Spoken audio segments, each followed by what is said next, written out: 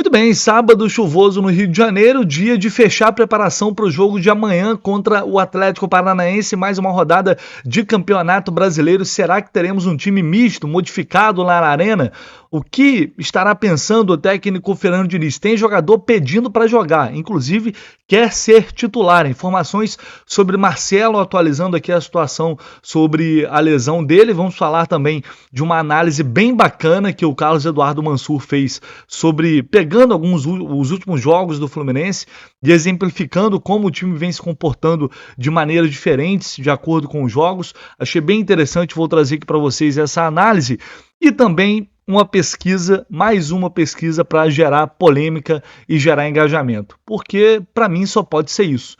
Algumas coisas que não fazem o menor sentido, mas tem uma explicação técnica que eu vou trazer para vocês em relação a essa última pesquisa que vocês já devem estar sabendo. Quem não sabe, eu vou trazer aqui, já até colocando na tela aqui, mais uma pesquisa do Datafolha, que é um dos maiores institutos de pesquisa do país, a gente sabe disso. E aí vem aqui, considerando todo o território nacional, a sequência do ranking após Flamengo 21%, Corinthians 15%, São Paulo 7%, Palmeiras 7%, Cruzeiro, Vasco e Grêmio com 4%, Santos com 3%, Atlético Mineiro, Bahia, Internacional e Botafogo com 2%, e o Fluminense ao lado de Sport, Vitória, Fortaleza e Seleção Brasileira, com 1%. Isso aqui é piada, né? Só pode ser piada. Mas foi essa pesquisa que o Datafolha divulgou. Vamos lá. Primeiro, geralmente, eu nem levo em consideração essas pesquisas. Mas é claro que isso serve de objetos de zoação para os rivais e tal. Mas tem uma explicação técnica que o Daniel Dalense, que é membro aqui do canal, no nosso grupo de membros aqui, ele trouxe uma análise bem bacana. Aliás, quem puder se tornar membro aqui do canal do Lessa é muito bem-vindo aqui, esse grupo é exclusivo para membros, então é muito importante a participação de vocês. Quem puder dar essa moral é sempre muito bem-vindo. E essas pesquisas, elas são muito imprecisas quando a diferença é menor, ou seja, a gente está falando de futebol. A diferença entre Fluminense, Botafogo, Grêmio, ela é bem menor do que a diferença para Corinthians, Flamengo, são os clubes que têm o maior número de torcedores. Então essas pesquisas, o Daniel falou aqui, são precisas para itens com grandes números. Para itens com números muito próximos a elas, são imprecisas, porque pouca coisa acaba fazendo muita diferença, o que é nesse caso. E aí ele deu um exemplo aqui. Por isso, todas as pesquisas dizem a mesma coisa nos itens maiores. Flamengo em primeiro, Corinthians em segundo. Isso, vocês podem observar, isso não muda. Mas aí, quando entra naquele bolo, né, que aí, nesse caso, Bahia, Sport, Botafogo, enfim, esses clubes acabam tendo uma diferença pequena entre si. Então, tende a ser muito impreciso. Por quê? O exemplo que o Daniel cita aqui é perfeito. E quando você faz uma pesquisa de time de futebol, você tem várias complicações. Eu lembro que teve uma pesquisa, se não me engano foi Datafolha, porque assim, todo instituto ele sorteia as cidades em que eles vão comparecer. É claro que, por exemplo, o estado de São Paulo, eles vão fazer pesquisa em São Paulo, vão fazer em Ribeirão Preto, vão fazer em Osasco, vão fazer em Campinas. Agora, outras cidades são sorteadas. Eu lembro que teve uma pesquisa que apareceu o quinto de Piracicaba, acho que com 0,3% da torcida, porque sortearam Piracicaba. Eles foram em Piracicaba, entrevistaram acho que 20 pessoas e tiveram ali 6, 7 que disseram que torciam por 15 de Piracicaba. Aí depois Datafolha fez a mesma pesquisa 3 anos depois e não sortearam Piracicaba, sortearam Limeira. Aí apareceu na pesquisa que o 15 de Piracicaba não tinha nenhum torcedor. E apareceu lá a Inter de Limeira com 0,2. Inter de Limeira que não havia aparecido na outra pesquisa porque Limeira não foi pesquisada. Então, time de futebol tem também essa questão de que, a depender da cidade que você vai aparecer que um time tem uma torcida muito maior do que de fato tem, e outro que tem alguma torcida simplesmente não vai aparecer porque a cidade não foi sorteada. É diferente, por exemplo, de pesquisa política. Independente da cidade que você vai, claro, vai ter um candidato que vai ter uma porcentagem maior que o outro, só que os dois vão estar representados, mesmo que um mais representado que o outro. Então isso é uma coisa que tem pouca utilidade, a verdade é essa. A não ser para gerar engajamento em rede social, para gerar debate em rede social, na prática mesmo, isso significa muito pouco ou quase nada, né? Mas a gente acaba discutindo, é meio que inevitável, até porque beira o absurdo, né? Algumas situações beiram o absurdo. Galera, só não esquece de deixar o like aí, se inscrever no canal, seu comentário é muito bem-vindo, é sempre muito importante. Não esqueça de se inscrever aqui no canal do Leste, conto muito com vocês.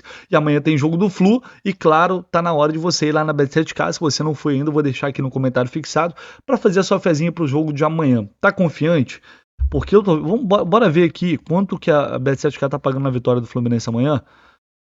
4,55. 4,55. Eu acho que eles já estão levando em consideração que o Fluminense vai com o time misto, que não vai com o seu time principal. A vitória do Atlético está pagando 1,86. Não estão dando um favoritismo para o Atlético, muito. Do ponto de vista da casa, eu acho que faz sentido. Mas se você acha que, mesmo poupando um ou outro, o Fluminense tem chance de ganhar do Atlético, se você tem essa confiança, então não perca tempo. Vai na Bet7k, já deixa lá teu palpite e, claro, também fazendo o seu depósito de R$10, manda para o meu e-mail para sortear, para participar do sorteio de uma banca de R$200, super banca de R$200 na Bet7k, que eu vou sortear final do mês. Então não perca essa chance, vai lá para poder participar do sorteio e, claro, já faz sua fezinha. Vou trazer para vocês aqui uma análise que o grande amigo Carlos Eduardo Mansur, craque, comentarista do Grupo Globo, ele fez lá no GE, falando sobre aquela goleada de 7 sobre o Volta Redonda, como aquilo, 5 meses atrás, foi um ensaio para o que a gente viu do Fluminense contra o Olímpia. A observação do Mansur foi muito bacana.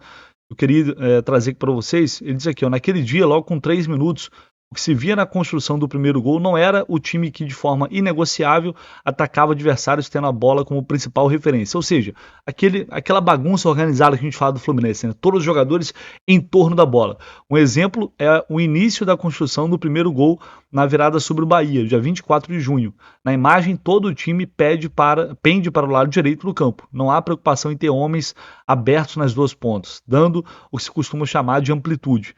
Tampouco se vê tantos tricolores pressionando a última linha defensiva do Bahia. É um jogo de aproximação e toques curtos em torno da bola, que é o que a gente vê aqui. Todo mundo aqui praticamente do lado direito. Isso é o que a gente chama de dinizismo. O dinizismo geralmente é isso aí. Quando o dinizismo entra em ação, o que a gente vê é isso. Ao contrário, contra o Volta Redonda, Ares e Keno iniciavam os lances bem abertos, laterais atacavam pelo centro, havia uma preocupação em ocupar algumas zonas específicas no ataque. Ou seja, a temporada de 2023 não parece mostrar um Fluminense que troca um modelo por outro, tampouco uma tendência a abandonar o seu jogo de mobilidade e aproximações. Após aquela semifinal do estadual, Fernando Diniz avisou que, na realidade, preparava uma alternativa para determinados jogos, uma variação, um acréscimo ao repertório ofensivo de um time que se torna visado. Houve muitas partidas que o Tricolor resolveu com a sua identidade habitual. Em outros, pareceu ensaiar movimentos vistos diante do Olímpia. Aqui a imagem abaixo mostra o início da construção do primeiro gol contra o Volta Redonda. Nino conduz a bola e o Fluminense monta uma espécie de losango na saída de jogo, com Braz, Nino, André e Alexander, na ocasião, o lateral esquerdo, Samuel Xavier, o lateral direito, também atacando pelo centro, enquanto o Ares se posicionava bem aberto lá no alto da imagem, lá pela direita. E aí a gente vem aqui, o Keno, 4 segundos depois, recebe o passe bem aberto no lado esquerdo. Então é isso, eu não lembro qual jogo que eu fiz a pergunta ao Diniz, porque muita gente lá atrás criticava, dizendo que ele precisava de mais variações do seu jogo. Quantas vezes a gente já falou sobre isso? E a pergunta não era uma crítica, a pergunta foi, eu levantei uma bola. Não era nem não era nem que eu achava isso, mas apenas levantei uma bola porque foi algo que durante algum tempo foi debatido. Mas aí veio uma resposta atravessada dizendo que era fácil falar aquilo durante uma vitória. Pois bem, eu queria falar justamente sobre isso. Talvez se outra pessoa tivesse perguntado, aí teria tido uma resposta mais completa, dizendo que o Diniz, naquela oportunidade, falou que o time dele sempre teve mais de uma maneira de jogar, mas nem sempre colocava isso em campo. Hoje a gente percebe isso muito mais. É fácil observar, não só durante os jogos, mas até antes mesmo, na escalação, quando sai John Kennedy e vai entrar no lugar do Lima, você já sabe que o time vai ter um comportamento tático diferente. Então isso foi bem bacana de observar. Outro jogo que este novo plano foi claramente empregado foi a virada sobre o América, uma semana. Depois o Diniz mexe no time no segundo tempo e aí coloca o John Kennedy, a gente tem exatamente a equipe que, não exatamente a mesma equipe, mas esse quarteto ali de frente, igual ao que começou o jogo contra o Olímpia, os laterais, Diogo Barbosa e Samuel Xavier, atacando muito, né, a última linha do adversário e normalmente vindo pelo centro, vindo por dentro. Foi o que a gente viu no Olímpia. Que ele fala, a imagem a seguir é a do gol do empate, bem próximo à linha lateral, o Keno prepara o cruzamento enquanto os dois laterais se posicionam pelo centro. Aqui, ó, a gente vê bem aqui nessa imagem, ilustra bastante. Logo depois, a imagem do lance que vai resultar no gol do Cano mostra novamente os pontas abrindo campo e os laterais em corredores mais centrais. De novo, a gente vê aqui o Samuel Xavier está por dentro, o Diogo Barbosa por dentro, Cano na direita, Keno na esquerda. Não se trata de dizer que o Fluminense, nestes partidos, passou a ser um time estritamente posicional, ou que tenha praticado a cartilha mais ortodoxa do chamado jogo de posição.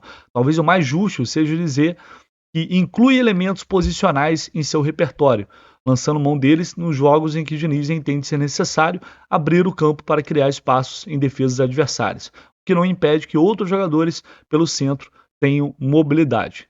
De todo modo, há questões notáveis aí. Primeiro, que até o jogo com o Olímpia, a adoção deste plano alternativo vinha resultando em atuações piores do que o Fluminense exibia em seu modelo mais característico. Isso é verdade. Eu falei isso aqui recentemente. Quando o Fluminense não joga dentro da sua característica, ele busca um jogo um pouco mais posicional, normalmente não joga bem. Isso é verdade. Contra os paraguaios, no entanto, a execução foi muito boa. Além disso, não é simples ver um time tão autoral que levava a limites tão extremos no jogo de aproximações entre os jogadores, acumulando homens em torno da bola, migrar para comportamentos tão diferentes.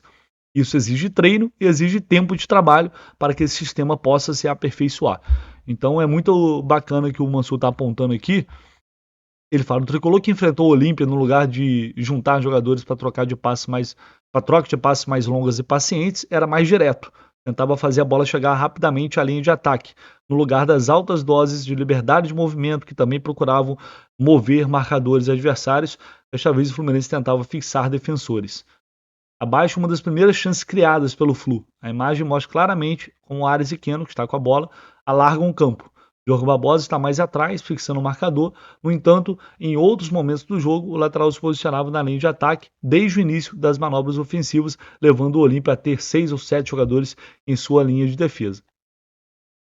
Aqui tem 6 jogadores na linha defensiva do Olímpia, e aí o que acontece? Abre espaço aqui na frente da área, é onde vai surgir o André vindo de trás para finalizar e fazer o gol. Aqui o André já aparece na imagem. A ideia renderia frutos no lance do gol do André, né, que pega um rebote da defesa do Olímpia ali de frente para a área. O lance começa, diz aqui o Mansur, seguindo um padrão, aposta no desequilíbrio de Keno e na presença de muitos jogadores ocupando a área do Olímpia. Aqui vem o André, ó, sozinho, ele consegue receber essa bola de frente. E ele fala do John Kennedy também, um trabalho muito importante de costas para o gol, usando bem o corpo, prendendo o marcador, criando chances para os companheiros, abrindo espaço para os companheiros. Como na imagem abaixo, que termina com um bom passe do Cano. Aqui o Kennedy brigando com a marcação, Cano também, ou seja, você tem 1, 2, 3, 4, 5 jogadores quase aqui na mesma linha, atacando a linha defensiva do Olímpia, neste momento aqui com 1, 2, 3, 4, 5, igualando, portanto. Não é habitual ver um time transitar entre dois modelos de jogo que impõem comportamentos um tanto diferentes. No fundo, o que o Fluminense apresenta é algo raríssimo de ver no Brasil, produto de um trabalho longevo. O tricolor se montou sob determinada ideia, tornou-se um time observado e buscou adaptações. Em geral, ciclos no país são interrompidos à primeira estabilidade. A lei da ação e reação raramente tem tempo de se fazer notar. Então é isso, é um Diniz, mais uma análise do craque Mansur, excelente do Mansur. É um Diniz buscando soluções para que o Fluminense saia da previsibilidade quando passa, obviamente, a ser um time extremamente estudado pelos rivais. Então essa é uma alternativa para que você não seja previsível e para que consiga surpreender o adversário em alguns momentos do jogo. A execução, ela vai depender do dia, ela vai depender do momento, ela vai depender de uma questão técnica, de um Keno esperado, como foi contra o Olímpia. Então depende de uma série de fatores. Mas é um Fluminense que está se encorpando, está buscando novas soluções. E tudo que aconteceu contra o Olímpia é mérito, muito mérito do Diniz, que mais uma vez busca soluções para trazer algo diferente. Por isso, é um treinador acima da média. Por isso, para mim, hoje, sem dúvida nenhuma, se não for o melhor técnico do país, para mim, hoje é o melhor, mas se não for, está entre os melhores. Falando dos brasileiros, pelo menos, né? Justamente devido a essas situações e pela coragem de fazer algo novo. Ele, às vezes, insiste, a gente sabe, né? Insiste, algumas coisas que não estão funcionando, como vinha sendo com o Lima, mas ele tem essa capacidade de criar algo diferente, de sair ali do lugar comum. Só pra gente fechar, galera, hoje o Marcelo voltou, voltou não, né? Ele começou a dar voltas em torno do gramado. Aqui uma foto do Marcelo, foto do treino de hoje. Então isso já é um bom sinal, né? Ele tá ali não tá fazendo trabalho com bola. E com a informação que eu apurei e que eu acho que eu nem cheguei a trazer aqui no canal. O Marcelo, ele não volta antes da data FIFA. A data FIFA, a gente tem agora o jogo semana que vem contra o Olímpia, depois tem um jogo contra o Fortaleza, para a data FIFA. Então, tem que saber se ele vai conseguir se recuperar a tempo do jogo contra o Vasco. Se o jogo contra o Vasco for fora, dificilmente o Marcelo vai para essa partida também. Nós vamos aguardar a evolução dele. Está fazendo agora fisioterapia, dando voltas em torno do gramado. Semana que vem deve iniciar a transição. E aí, eu creio que se realmente isso acontecer e ele conseguir se recuperar bem, a tendência é de que ele consiga, logo após a data FIFA, já ficar à disposição do Diniz. Lembrando que depois do Vasco vai ter o Cruzeiro em casa. Então, é provável que ele... Algumas fotos aqui do treino de hoje. Aqui, ó. Alexander, Marcelo. Então, é provável que ele volte, talvez, nessa partida contra o Cruzeiro, que vai ser em casa. Vamos ver o que vai acontecer. E aí, sobre o Alexander, é o seguinte: o Alexander pediu, segundo uma informação do GE, para ser titular contra o Atlético Paranaense. Ele quer ganhar ritmo, quer estar... quer se sentir melhor para enfrentar o Olímpia também na semana que vem. Então o Alexander pediu, está se sentindo bem, 100% recuperado, está à vontade, pediu para jogar contra o Atlético. Aí resta saber se o Diniz vai colocar em campo um time misto ou não. Eu acho que sim, tá? Estou apostando no time misto, não estou apostando no time todo reserva. Acho que vai tirar um ou outro, o Arias já está suspenso, aí deve sair o Ganso, não acho que ele vai tirar o Cano, talvez o Keno saia, e aí entre o John Kennedy, e estou achando que a gente vai ver, e poderemos ver em campo o André e Alexander. Estou apostando nisso. O Felipe Melo também não deve jogar o Marlon. Aí fica a dúvida pelo Nino, mas acho que o Nino vai ser mantido. Enfim, vamos aguardar ao longo do dia, né? Eu vou buscar informações. Os colegas lá do GE também devem correr atrás de informação da provável escalação do Flu. Ainda não há essa confirmação, mas acho que caminha para isso, para poupar alguns jogadores. E aí a gente tem a expectativa de ver novamente, depois de praticamente 3 meses, o Alexander como titular do Fluminense. Beleza? Deixe seu comentário, se inscreva aí no canal, não se esqueça. O que você acha? O Fluminense tem que ir com o time misto mesmo, o time todo é reserva? Ou não? Tem que pontuar no Campeonato Brasileiro também, porque é importante. Comenta aí, tamo junto. Ao longo do dia a gente volta com mais informações.